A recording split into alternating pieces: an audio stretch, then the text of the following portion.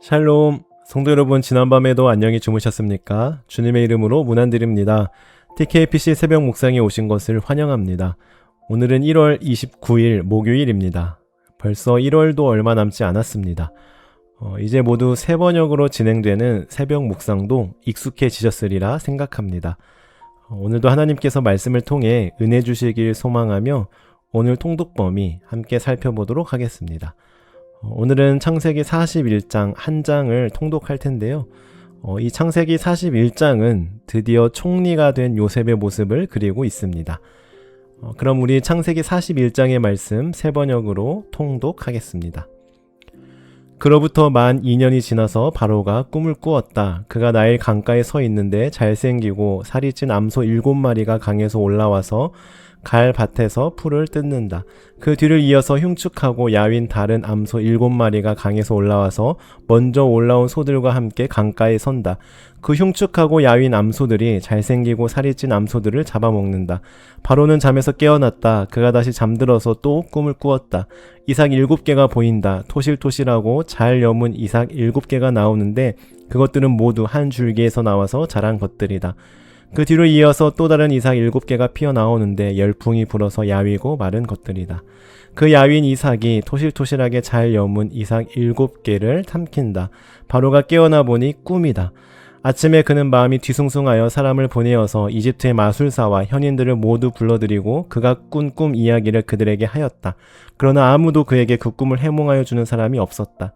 그때 술잔을 올리는 시종장이 바로에게 말하였다. 제가 꼭 했어야 할 일을 못한 것이 오늘에야 생각납니다.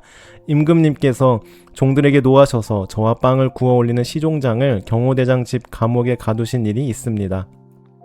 저희들이 같은 날 밤에 각각 꿈을 꾸었는데 그 꿈의 내용이 너무나 달랐습니다. 그때 그곳에 경호대장의 종인 히브리 소년이 저희와 함께 있었습니다. 저희가 꾼 꿈 이야기를 그에게 해주었더니 그가 그 꿈을 풀었습니다. 저희 두 사람에게 제 각기 그 꿈을 해몽하여 주었던 것입니다. 그리고 그가 해몽한 대로 꼭 그대로 되어서 저는 복직되고 그 사람은 처형되었습니다. 이 말을 듣고서 바로가 사람을 보내어 요셉을 불러오게 하였고 사람들은 곧바로 그를 구덩이에서 끌어냈다. 요셉이 수염을 깎고 옷을 갈아입고 바로 앞으로 나아가니 바로가 요셉에게 말하였다. 내가 꿈을 하나 꾸었는데 그것을 해몽할 수 있는 사람이 없다. 나는 내가 꿈 이야기를 들으면 잘 푼다고 들었다. 그래서 너를 불렀다. 요셉이 바로에게 대답하였다. 저에게는 그런 능력이 없습니다. 임금님께서 기뻐하실 대답은 하나님이 해주실 것입니다. 바로가 요셉에게 말하였다. 꿈에 내가 나일 강가에 서 있는데 살이 찌고 잘생긴 암소 7마리가 강에서 올라와서 갈 밭에서 풀을 뜯었다. 그것들의 뒤를 이어서 약하고 아주 흉측하고 야민 다른 암소 7마리가 올라오는데 이집트 온 땅에서 내가 일찍이 본 일이 없는 흉측하기 짝이 없는 그런 암소들이었다. 그 야위고 흉측한 암소들은 먼저 올라온 기름진 암소 7마리를 잡아먹었다. 흉측한 암소들은 살이 찔 암소들을 잡아먹었는데도 여전히 굶은 암소처럼 흉측하였다. 그리고는 내가 깨어났다. 내가 또다시 꿈에 보니 한 줄기에서 자란 이삭 7개가 있는데 잘 여물고 실한 것들이었다. 그것들의 뒤를 이어서 다른 이삭 7개가 피어나오는데 열풍이 불어서 시들고 야위고 마른 것들이었다. 그 야윈 이삭이 잘 여문 7 이삭을 삼켜버렸다. 내가 이 꿈 이야기를 마술사와 현인들에게 들려주었지만 아무도 나에게 그 꿈을 해몽해주지 못하였다. 요셉이 바로에게 말하였다. 임금님께서 2번 꾸신 꿈의 내용은 다 같은 것입니다. 임금님께서 장차 하셔야 할 일을 하나님이 보여주신 것입니다. 그 좋은 암소 7마리는 7회를 말하고 잘 여문 이삭 7개도 7회를 말하는 것입니다. 두 꿈이 다 같은 내용입니다. 뒤따라 나온 야위고 흉측한 암소 7마리나 열풍에 말라버린 쓸모없는 이삭 7개도 역시 7회를 말합니다. 이것들은 흉년 7회를 말하는 것입니다.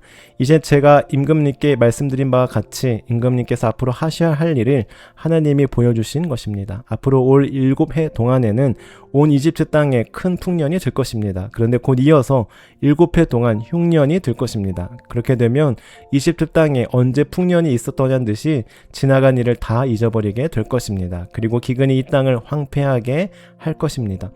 풍년이 든 다음에 오는 흉년은 너무나도 심하여서 이집트 땅에서는 아무도 그 전에 풍년이 든 일을 기억하지 못할 것입니다. 임금님께서 같은 꿈을 2번이나 거듭 꾸신 것은 하나님이 이 일을 하시기로 이미 결정하시고 그 일을 꼭 그대로 하시겠다는 것을 말씀해 주시는 것입니다. 이제 임금님께서는 명철하고 슬기로운 사람을 책임자로 세우셔서 이집트 땅을 다스리게 하시는 것이 좋을 듯 합니다. 임금님께서는 전국의 관리들을 임명하셔서 풍년이 계속되는 7해 동안에 이집트 땅에서 거둔 것의 5분의 1을 해마다 받아들이도록 하심이 좋을 듯 합니다. 앞으로 올 풍년에 그 관리들은 온갖 먹거리를 거두어 드리고 임금님의 권한 아래 각 성읍의 곡식을 갈무리하도록 하십시오. 이 먹거리는 이집트 땅에서 7해 동안 이어갈 흉년에 대비해서 그때 이 나라 사람들이 먹을 수 있도록 갈무리해 두셔야 합니다. 그렇게 하시면 기근이 이 나라를 망하게 하지 못할 것입니다. 바로와 모든 신하들은 이 제안을 좋게 여겼다. 바로가 신하들에게 말하였다. 하나님의 영이 함께하는 사람을 이 사람 말고 어디에서 또 찾을 수 있겠느냐. 바로가 요셉에게 말하였다. 하나님이 너에게 이 모든 것을 알리셨는데 너처럼 명철하고 슬기로운 사람이 어디에 또 있겠느냐. 네가 나의 집을 다스리는 책임자가 되어라. 나의 모든 백성은 너의 명령을 따를 것이다. 내가 너보다 높다는 것은 내가 이 자리에 앉아 있다는 것 뿐이다. 바로가 또 요셉에게 말하였다. 내가 너를 온 이집트 땅에 총리로 세운다. 그렇게 말하면서 바로는 손가락에 끼고 있는 옥새 반지를 빼서 요셉의 손가락에 끼우고 고운 모시옷을 입히고 금 목걸이를 목에다 걸어 주었다. 그런 다음에 또 자기의 병거에 버금가는 병거에 요셉을 태우니 사람들이 물러나거라 하고 외쳤다. 이렇게 해서 바로는 요셉을 온 이집트 땅의 총리로 세웠다. 바로가 요셉에게 말하였다. 나는 바로다. 이집트 온 땅에서 총리의 허락이 없이는 어느 누구도 손 하나 발 하나도 움직이지 못한다. 바로는 요셉에게 사브낫 바네아라는 이름을 지어주고 온의 제사장 보디베라의 딸 아스낫과 결혼을 시켰다. 요셉이 이집트 땅을 순찰하러 나섰다. 요셉이 이집트 땅 바로를 섬기기 시작할 때 그의 나이는 30살이었다. 요셉은 바로 앞에서 물러나와서 이집트 온 땅을 두루 다니면서 살폈다. 풍년을 이룬 7해 동안에 땅에서 생산된 것은 대단히 많았다. 요셉은 이집트 땅에서 7해 동안 이어간 풍년으로 생산된 모든 먹거리를 거두어들여 여러 성읍에 저장해 두었다. 각 성읍 근처 밭에서 나는 곡식은 각각 그 성읍에 쌓아 두었다. 요셉이 저장한 곡식의 양은 엄청나게 많아서 마치 바다의 모래와 같았다. 그 양이 셀 수 없을 만큼 많아져서 기록을 중단할 수밖에 없었다. 요셉과 온의 제사장 보디베라의 딸 아스나 사이에서 두 아들이 태어난 것은 흉년이 들기 전이었다. 요셉은 하나님이 나의 온갖 고난과 아버지 집 생각을 다 잊어버리게 하셨다 하면서 맏 아들의 이름을 므낫세라고 지었다. 둘째는 내가 고생하던 이 땅에서 하나님이 자손을 번성하게 해주셨다 하면서 그 이름을 에브라임이라고 지었다. 이집트 땅에서 7해 동안 이어가던 풍년이 지나니 요셉이 말한 대로 7해 동안의 흉년이 시작되었다. 온 세상에 기근이 들지 않는 나라가 없었으나 이집트 온 땅에는 아직도 먹거리가 있었다. 그러나 마침내 이집트 온 땅의 백성이 굶주림에 빠지자 그들은 바로에게 먹을 것을 달라고 부르짖었다. 바로는 이집트의 모든 백성에게 요셉에게로 가서 그가 시키는 대로 하여라 하였다. 온 땅에 기근이 들었으므로 요셉은 모든 창고를 열어서 이집트 사람들에게 곡식을 팔았다. 이집트 땅 모든 곳에 기근이 심하게 들었다. 기근이 온 세상을 뒤덮고 있었으므로 다른 나라 사람들도 요셉에게서 곡식을 사려고 이집트로 왔다. 아멘. 앞서 말씀드린 대로 방금 함께 읽으신 창세기 41장은 요셉이 바로의 꿈을 해석하여 총리가 되는 과정을 그리고 있습니다. 이를 통해 우리는 긴 고난의 터널을 지나 마침내 하나님의 뜻을 우리는 요셉을 만나게 됩니다. 감옥이라는 가장 낮은 곳에서 이집트의 총리라는 가장 높은 곳으로 올라선 요셉의 인생 역전은 우리에게 큰 감동을 주는데요. 오늘도 개역개정과 새번역을 비교하며 요셉의 승리 비결에 대해 함께 묵상하고자 합니다. 먼저 요셉은 어떤 상황에서도 하나님의 영이 함께하는 사람이었습니다. 38절을 보시면 바로가 요셉을 보고 감탄하며 말합니다. 개역개정은 하나님의 영에 감동된 사람이라고 번역하고 있고 새번역은 하나님의 영이 함께하는 사람이라고 번역합니다. 즉 요셉은 항상 하나님이 함께하는 사람이었습니다. 보디발의 집에서도 차가운 감옥에서도 그리고 화려한 왕궁에서도 변함없이 하나님이 함께 하셨습니다. 상황은 변했지만 하나님과 동행하는 요셉의 중심은 변하지 않았던 것입니다. 오늘 우리도 마찬가지입니다. 우리가 세상에서 성공해서 하나님께 영광 돌리는 것이 아닙니다. 내가 서 있는 그 자리, 설령 그곳이 낮은 곳, 고난의 자리라 할지라도 그곳에서 하나님이 함께 하시는 모습을 보여줄 때 세상은 우리를 통해 하나님을 보게 되는 것이죠. 두 번째로 하나님은 요셉에게 아픈 기억을 잊게 하시는 은혜를 주셨습니다. 총리가 된 후 요셉은 첫 아들을 낳고 그 이름을 므낫세라고 지었죠. 이 부분은 51절에 보시면 아버지 집 생각을 다 잊어버리게 하셨다라고 번역합니다. 여러분, 그런데 생각해 보십시오. 요셉에게 아버지 집은 어떤 곳이었습니까? 물론 사랑받던 곳이기도 했지만 형들에게 죽임당할 뻔하고 팔려나온 끔찍한 상처의 장소입니다. 그 생각만 하면 억울함과 분노, 그리움과 아픔으로 잠을 이룰 수 없었을 것입니다. 그런데 하나님께서 요셉에게 은혜를 베푸셔서 그 뼈아픈 과거의 상처와 트라우마, 그 지긋지긋한 생각들을 잊게 해주셨다라는 것입니다.